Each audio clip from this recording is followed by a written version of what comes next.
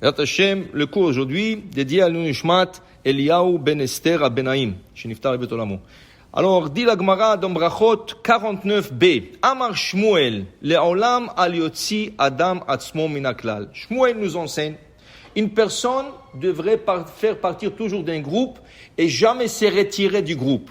Et jamais se rendre un individu. Toujours, il doit faire partie de l'ensemble, de la communauté, d'un groupe qui font les mitzvot, mais jamais toute seule un individu. Oui, en vérité, cet enseignement de Shmuel, on le dit au moins une fois par année.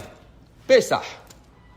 Keneged arba'a banim divra Torah. La Torah nous a parlé de 4 enfants. Echad chacham, vechad rasha, vechad tam, vechad sheno de ha'ishol. Il y a 4 enfants dans la Torah. Un chacham, un sage, un mécréant, un innocent, et celui qui ne sait pas poser des questions.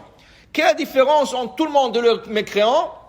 Le mécréant, il dit, ma avoda azot lachem. C'est quoi ce service pour vous? Et le Tana, il dit là-bas, le fait qu'il a dit, pourquoi vous faites ça, vous? Ça veut dire que lui, il ne s'inclut pas dedans, c'est un mécréant. C'est comme s'il a renié sa religion. Parce qu'il dit vous, et toi, tu n'es pas inclus. Alors, ça, c'est un rachat. S'exclure du public, c'est un rachat. Okay? Alors, il dit ici, Shmuel nous enseigne ce matin dans la Gemara, une halakha à propos du Birkat Hamazon. 3 personnes qui ont mangé ensemble. Dans ce cas, ils ont l'obligation de faire du Birkat Hamazon ensemble. Et ils doivent bénir Hachem.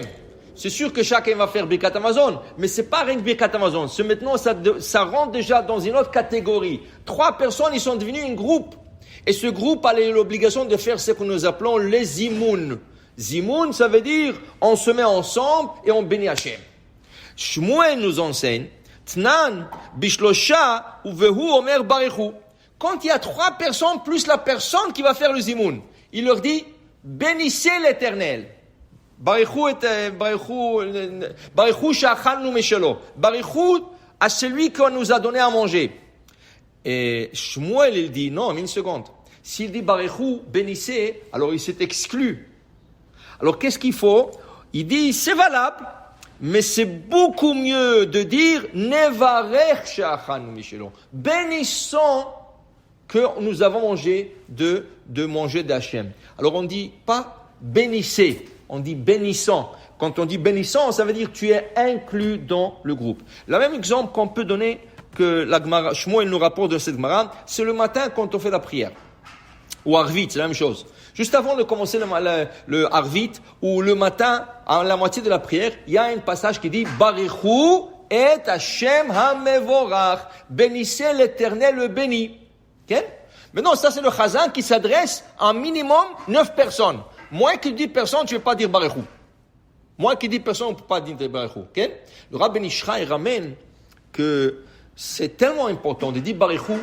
Okay? Le matin, il dit que si tu ne le dis pas, tu ne reçois pas la partie qui s'appelle Neshama.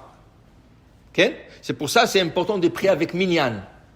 Et puisque c'est tellement important, il emmène le Rav Chida qui disait qu'il y a une braïta, il y a un passage dans le Talmud où il dit Amar Rabbi Akiva, dit Rabbi Akiva, il y a un animal, plutôt c'est un ange qui se trouve dans le ciel, et que cet ange s'appelle Israël.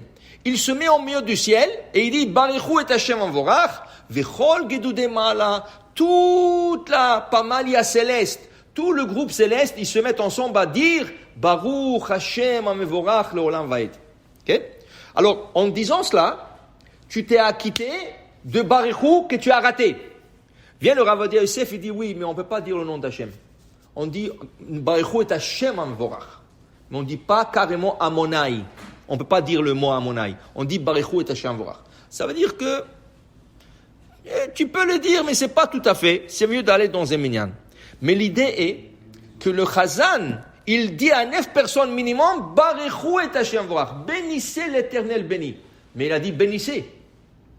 Puisqu'il a dit bénissez, il s'est exclu. Eux, ils répondent. Qu'est-ce qu'ils répondent, eux? Baruch Hashem Amevorach Lam Vaed. Le Chazan doit répéter. Parce qu'il s'est exclu, qu'est-ce qu'il dit? Baruch Hashem Amevorach Leolam Vaed. Pour qu'eux, lui aussi, fait partie de ce groupe. En d'autres mots, Quand il y a un groupe qui fait une mitzvah, ou quand il y a une communauté qui fait quelque chose, ou qu'il y a n'importe quoi, ne t'exclus pas. Toujours sois inclus dans le groupe, c'est beaucoup mieux. Il dit ici, et la Gemara dit, alors voilà que s'ils sont 6 personnes, Adasara Nechlakim, s'ils sont 6 personnes, dans Birkat Amazon, ils peuvent se séparer. Ça veut dire ils ont 6. Alors tu peux faire 2 groupes de 3. Par exemple, 3 gens sont pressés. Alors ils n'ont pas le droit de quitter. La personne qui se trouve dans la présence de 2 personnes et ils ont mangé ensemble, il n'a pas le droit de quitter, faire Birkat Amazon et partir. Il est obligé de leur faire. Alors il peut leur demander, s'il vous plaît, vous restez manger. Est-ce que vous pouvez répondre le zimoun? Répondez-moi le zimoun et moi je vais partir. Ouais. Alors ils sont 6. 3 ils sont pressés, alors qu'ils fassent le zimoun seul, et 3 font le zimoun seul. Ils sont 9. Ils peuvent faire 3 groupes de 3. 3. Mais quand ils sont 10, ils n'ont pas plus le droit de se diviser. Pourquoi? Parce que le zimoun prend une autre forme. Dans 3, de 3 jusqu'à 9, tu dis, Nevarech Shachanu Mishelo. Mais une fois partir, tu as 10, Nevarech Elokenu. Shachan Mishlo, il y a déjà le nom d'Hachem qui est inclus dans le Zimoun. Alors dans ce cas, ils n'ont pas le droit de se diviser. Ils doivent garder ce groupe qui est de 10. Baruch Adonai Le'olam. Amen ve Amen.